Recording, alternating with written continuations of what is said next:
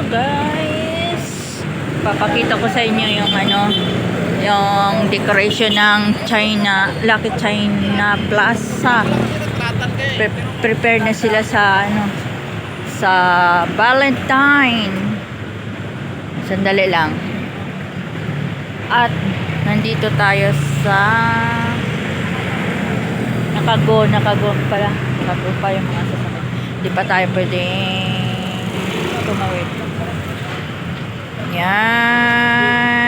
ang Lucky Chinatown. Hindi na tayong tumawid. Yan, papunta tayo dito. So ayan, kaganda yung Lucky Chinatown Plaza. Prepare na sila sa Valentine's, sa araw ng mga puso guys. So yan. Dumaan lang tayo dito sa napaka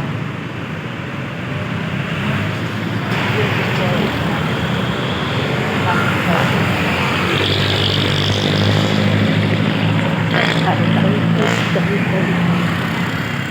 yan, bibili tayo ang pagkain ng ating pasyente. So yan ang yan ang view ng Lucky Chinatown. Yan, balik na tayo. Kaso lang nakago. Di pa tayo pwedeng tumawid. Ay, nako. Buti nakatawid si ate.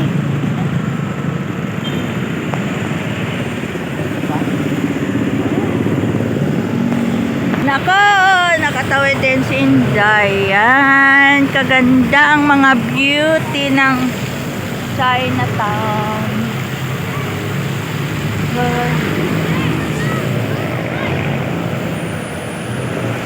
So palabas na tayo. Tawid na naman tayo dito. Nakago na naman. Nagpabalik na nga tayo sa ating dialysis center. Bumili lang kasi ako ng Milo. So ito na. Papasok na ako sa dialysis center. Ayan na ang aming dialysis center.